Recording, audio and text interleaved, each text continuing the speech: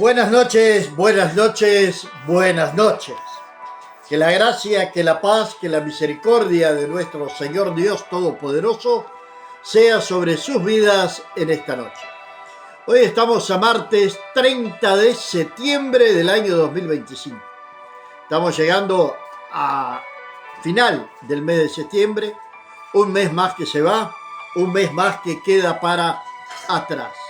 Que Dios bendiga la vida de nuestra hermana Rosa en la ciudad de Solimar, República Oriental del Uruguay. Que Dios bendiga su casa, su familia, su generación. Y somos agradecidos al Señor por habernos permitido estar en este mes de septiembre. Agradecidos al Señor por la lluvia, por el frío, por el calor, por cada conquista que logramos. Debemos de ser agradecidos al Señor Dios Todopoderoso. En esta noche queremos traerles una palabra de Dios que está en 2 de Samuel, capítulo número 6. Vamos a ver cómo a veces queremos hacer las cosas humanamente y no de acuerdo a la voluntad o a la dirección de Dios. Existen cosas que Dios las ha establecido y deben de ser hechas, deben ser realizadas de acuerdo a la palabra del Señor. Pero ¿cómo nos cuesta al ser humano obedecer la palabra del Señor? La historia bíblica la vamos a encontrar también en 2 de Samuel capítulo 6, así como también en 1 de Crónicas capítulo 13 y 14.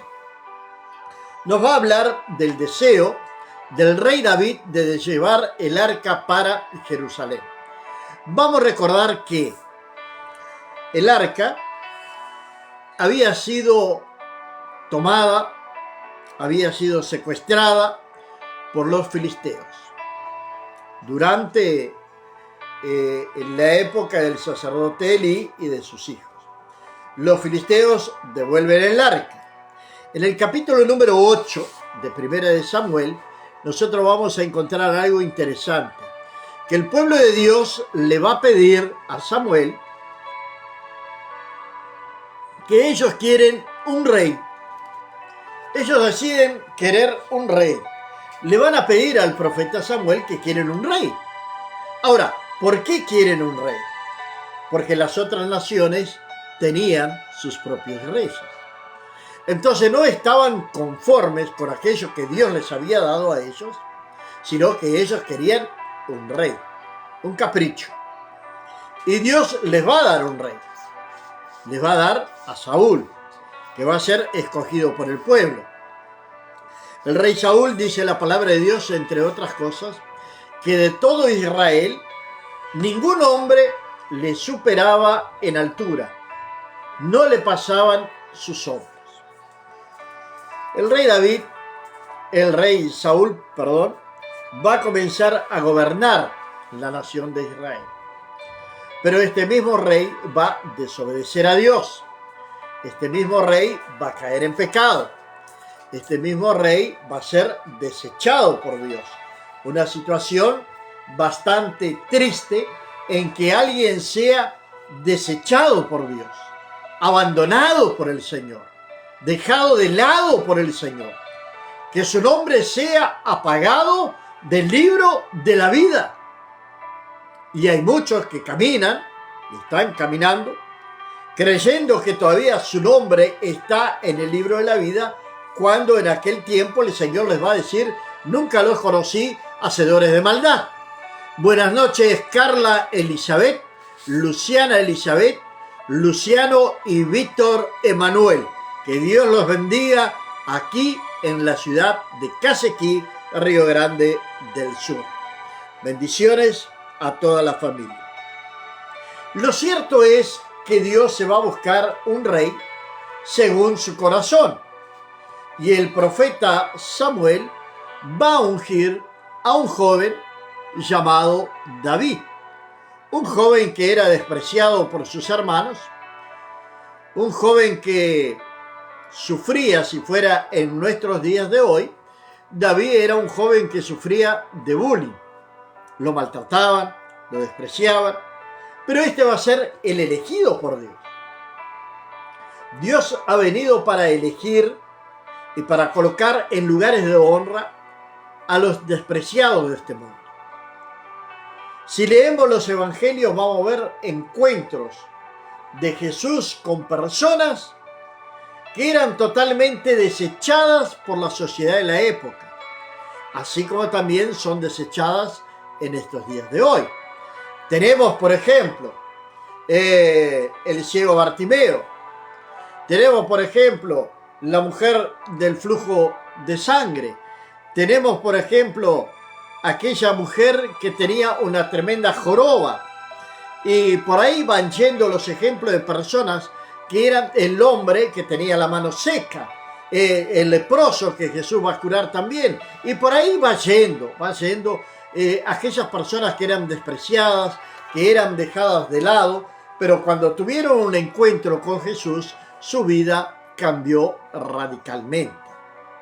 Ahora, David era el rey de Israel. David va a enfrentar algunos problemas durante sus primeros años de reinado. Pero cuando llegamos al capítulo número 6, David entonces va a sentir una inquietud en su corazón de traer el arca para Jerusalén. El arca del pacto. Vamos a traerla para Jerusalén. Se cree que Saúl hay diferentes, ¿cómo les podría decir? Existen diferentes opiniones en lo que respecta a cuánto tiempo Saúl fue rey sobre Israel. Pero lo cierto es, por ejemplo, que el arca del pacto, en el capítulo 7 de Primera de Samuel, nos va a decir que vinieron los de Kiriat Jearim y llevaron el arca de Jehová y la pusieron en casa de Abinadab, situada en el collado, y santificaron a Eleazar su hijo para que guardase el arca de Jehová. Desde el día que llegó el arca a Kiriat Jearim, pasaron muchos días, 20 años, y toda la casa de Israel lamentaba en pos de Jehová. Entonces la palabra de Dios nos está diciendo que el arca reposó en Kiriat Jearim 20 años. ¿Cuánto tiempo estuvo allí cuando la palabra de Dios nos habla de Bet-Semes? No estuvo mucho tiempo, porque Dios entonces comienza a matar a aquellos hombres de Bet-Semes porque habían mirado adentro del arca. En el capítulo número 6, en el capítulo número 7, nos va a decir que el arca estaba en Kiriat Jearim, en la casa de Abinadab. Su hijo, Eleazar, era una especie de sacerdote, el que estaba a cargo de cuidar el arca, y allí entonces estuvo aproximadamente 20 años. Por ahí tenemos una idea de cuánto tiempo Saúl también reinó sobre Israel.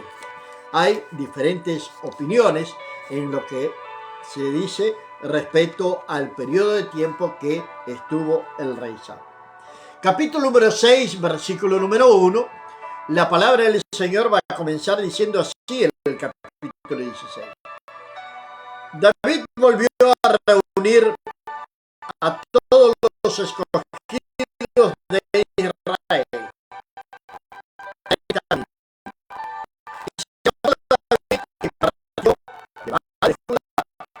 Todo el pueblo que para hacer pasar de allí el arca de Dios, sobre la cual era invocado el nombre de Jehová de los ejércitos, que mora entre los querubines. Una inquietud en su corazón de traer el arca de Jehová, de traer el arca del Señor nuevamente para, ahora en este caso, para Jerusalén. Recordemos que antiguamente, en la época del sacerdote Elí, en aquella historia de Elcana, de Ana y de Penina, allí en el capítulo número 1 de Primera de Samuel, vamos a encontrar que el arca estaba en una localidad llamada Silo. Ahora, después de haber sido robada, después que la devolvieron, ahora el arca estaba en Kiriat Jearim, en la casa de este hombre, el cual era su hijo, el que era el sacerdote. Va a decir la palabra del Señor. Pusieron el arca de Dios sobre un carro nuevo y la llevaron de la casa de Abinadab, que estaba en el collado, y Usa y Ayo, hijos de Abinadab, guiaban el carro nuevo. Hicieron un carro nuevo. Hasta ahí, todo bien. Pusieron el arca sobre ese carro. Ahora la van a llevar a Jerusalén. Estos dos hombres, llamado Usa y el otro llamado Ayo, ellos tenían la responsabilidad de cuidar el carro, de cuidar el arca, de ver por cuál camino deberían de ir. Esa era la responsabilidad de ellos. Eleazar, su hijo, había sido el responsable de cuidar el arca en cuanto estaba en la casa de Abinadab. La intención de David era correcta. La intención de David era algo bueno, tanto a los ojos de Dios como a los ojos de los hombres. La palabra de Dios dice que el pueblo de Israel clamaba por el Señor. Andaban prácticamente desesperados por el Señor. El arca del Señor estaba provisoriamente en un lugar, que ese no era el lugar donde ella debería de estar. David estaba pensando en levantar un tabernáculo en Jerusalén, que es luego conocido como el tabernáculo de David, que la semana que viene vamos a entrar en ese tema, o tal vez en esta semana todavía, sobre el tabernáculo de David. Esa era la intención buena del rey David. Y cuando lo llevaban de la casa de Abinadab, que estaba en el collado con el arca de Dios, Ayo iba delante del arca. Y David y toda la casa de Israel danzaban delante de Jehová con toda clase de instrumentos, de madera, de haya, con arpas, salterios, pandeiros, flautas y címbalos. Era una adoración, era una alabanza constante, porque estaban en la presencia del Señor. Y lo adoraban con toda suerte de instrumentos. Cuando estamos en la presencia del Señor, es un momento único. Es un momento para alabarlo, es un momento para glorificarlo, es un momento para darle gloria, para darle honra. Ahora, recordemos que David, en cuanto danzaba con el pueblo, se alegraban en la presencia del Señor. Había alguien que era responsable por el traslado del arca. Había alguien que debería de vigilar. Ayo iba por el camino, abriendo camino, viendo por dónde podía pasar el carro. Y nos va a decir la palabra de Dios de la siguiente manera. Cuando llegaron a la era de Nacón, Usa extendió su mano al arca de Dios y la sostuvo porque los bueyes trompezaron. Los bueyes trompezaron. ¿Qué sucedió? ¿Por qué razón los bueyes trompezaron? ¿Por qué razón podríamos pensar en esta noche hubo ese accidente? ¿No iba alguien adelante guiando los bueyes? ¿Será que hubo negligencia, descuido, dejadez o falta de responsabilidad? Estaba este hombre que estaba al frente, alegre en la presencia del Señor. Detrás venía un pueblo alegre, un pueblo que venía alabando, glorificando al Señor. Tropieza entonces estos bueyes. Y el arca parecería que se iba a caer, y este hombre llamado Usa va a extender su mano para sujetar el arca. Va a tocar el arca.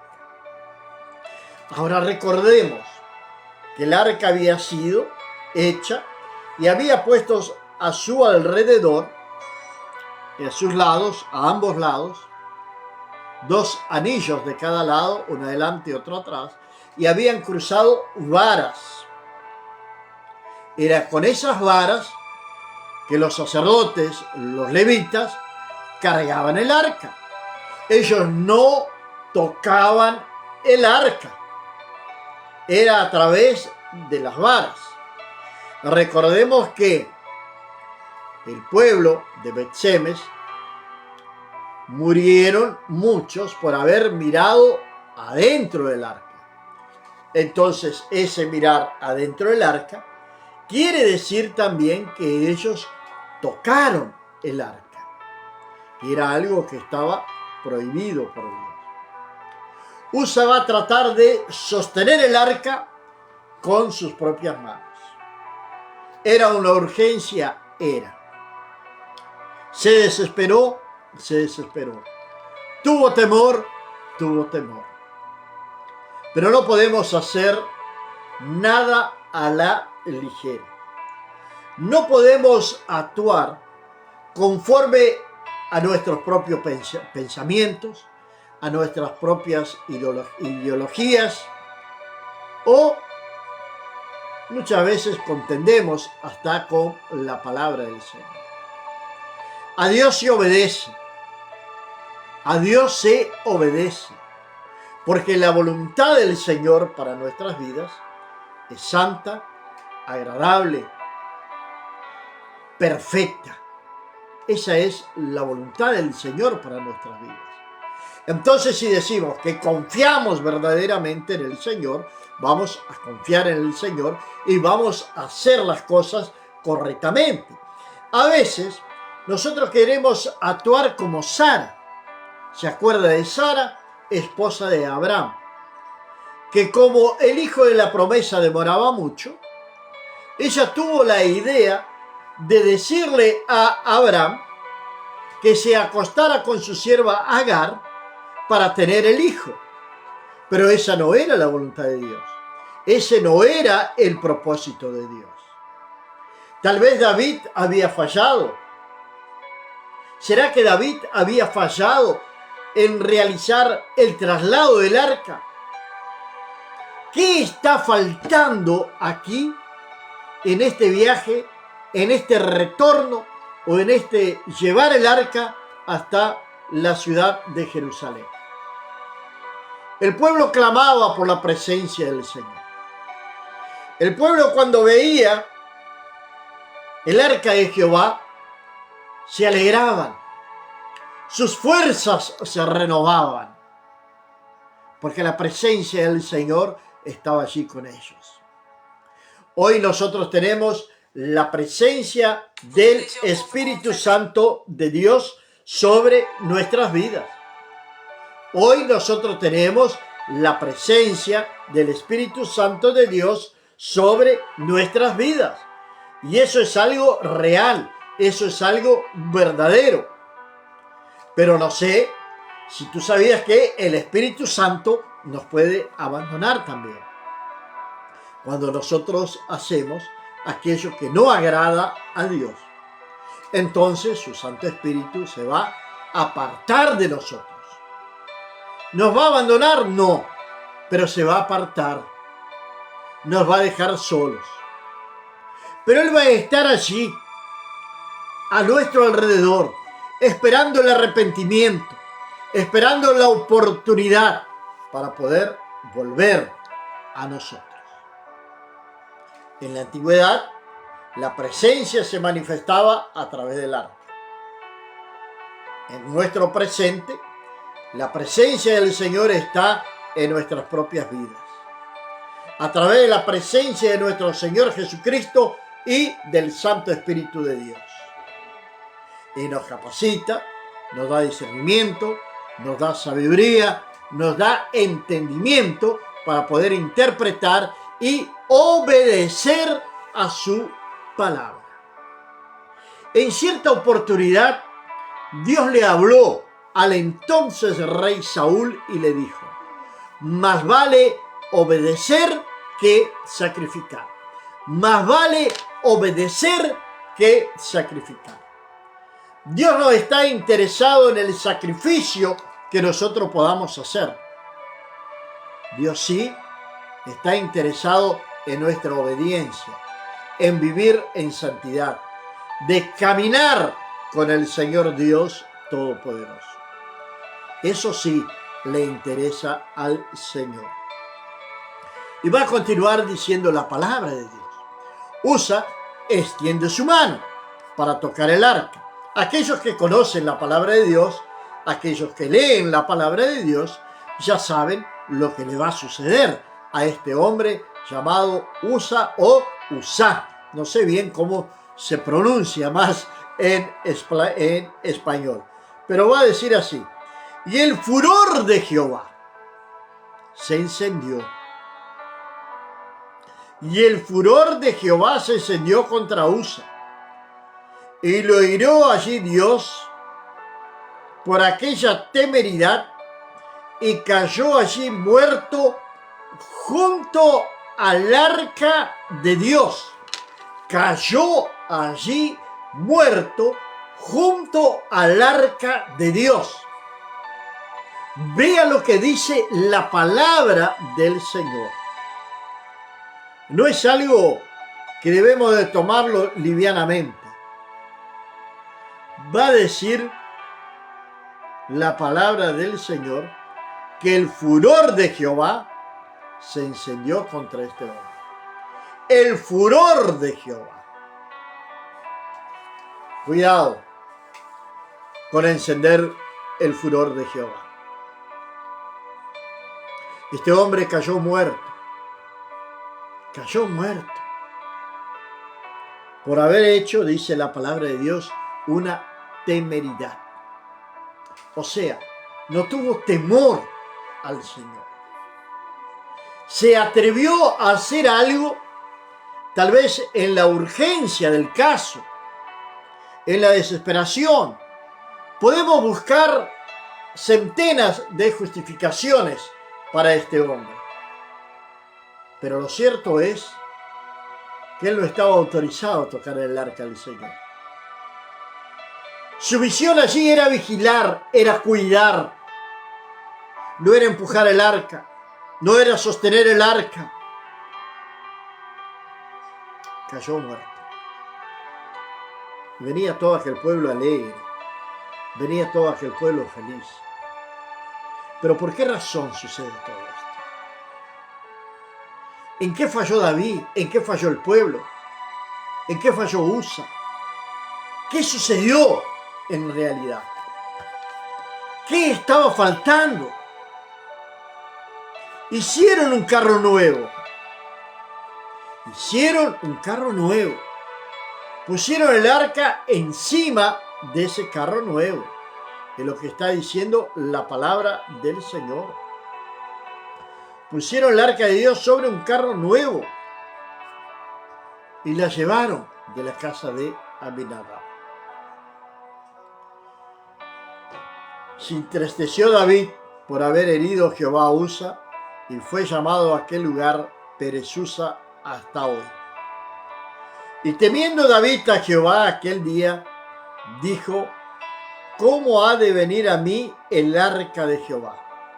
De modo que David no quiso traer para sí el arca de Jehová a la ciudad de David, y la hizo llevar David a casa de Obed-Edom Geteo. Y estuvo el arca de Jehová en la casa de Obed-Edom Geteo 3 meses, Y bendijo Jehová a Obed-Edom y a toda su casa. Veamos, la palabra de Dios nos dice, y vamos a ver esto, que el arca del Señor fue llevada a la casa de Abinadab. Eso es lo que dice la palabra de Dios. Va a decir aquí, y volvieron los de Kiriat Jearim, capítulo 7, vamos a leerlo nuevamente, y llevaron el arca de Jehová y la pusieron en casa de Abinadab, situada en el collado, y santificaron a Eleazar, su hijo, para que guardase el arca de Jehová. Desde el día que llegó el arca a Kiriat Jearim, pasaron muchos años, muchos días, 20 años, y toda la casa de Israel lamentaba en pos de Jehová. Luego viene a hablar allí sobre Samuel, luego ya el capítulo número 8, Israel le va a pedir un rey a Samuel. Pero lo cierto es que esto es lo que notamos en estos dos pasajes, distantes más o menos de 20 años cada uno, que es esto que dice en el versículo número 11. Y bendijo Jehová a Obed-Edom y toda su casa.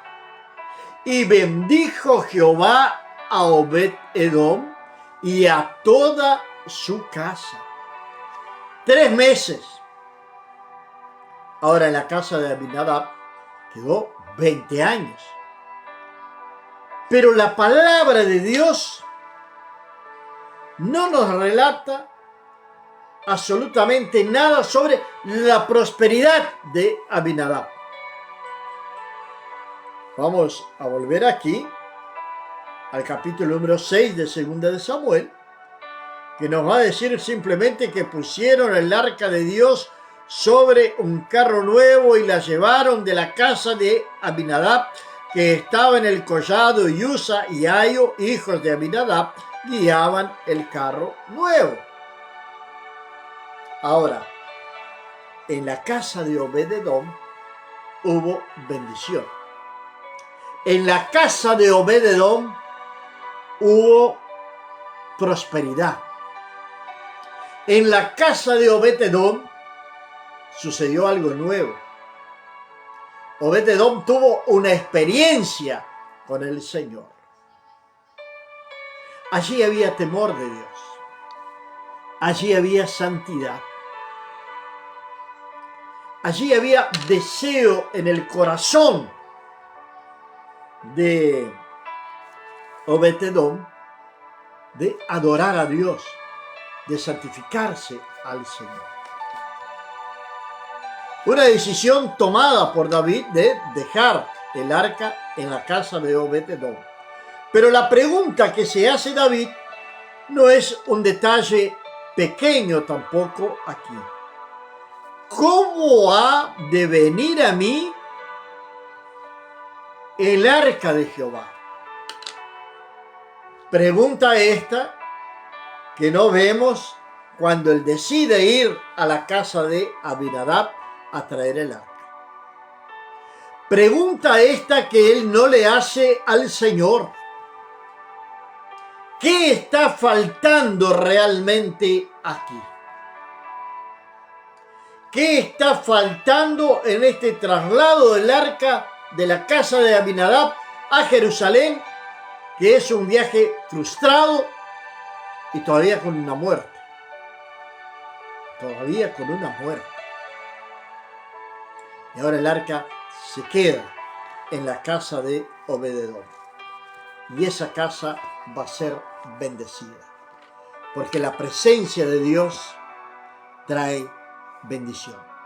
La presencia del Señor trae bendición. A tu casa, a tu familia, a tu generación. La presencia del Señor trae bendición. Que la presencia del Señor esté sobre tu casa. No permitas que se vayan. No permitas que te roben. Sé vigilante. y busca que la presencia del Señor se mantenga sobre tu hogar para que venga la prosperidad. 3 meses y Obed-Edom prosperó. ¿Pero en qué falló David? ¿Cómo he de traer el arca de Jehová? ¿Cómo voy a hacer? Eso lo veremos en el día de mañana. Padre mío y Señor mío, en esta noche, Señor, quiero adorarte, quiero glorificarte, quiero darte, Señor, la alabanza, la gloria y la honra, Padre.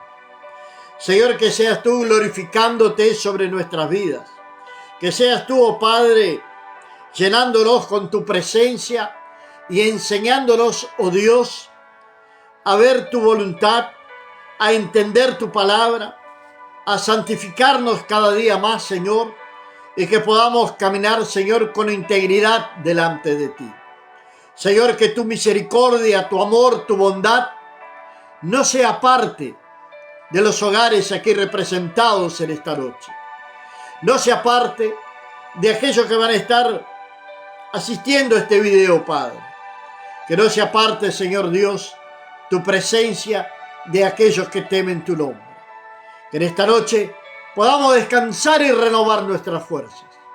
En paz nos acostaremos y asimismo dormiremos, porque solamente tú, oh Jehová, nos haces vivir confiado en el nombre de Jesús. Amén. Amén, mis amados y queridos hermanos. El día de mañana, 7 de la mañana, estaremos nuevamente aquí con la Biblia, el mate y el amanecer. Y por la noche estaremos nuevamente aquí con más palabra de Dios en español. Que la gracia, que la paz, que la misericordia de nuestro Señor Dios Todopoderoso sea sobre tu casa, sobre tu vida, desde ahora y para siempre.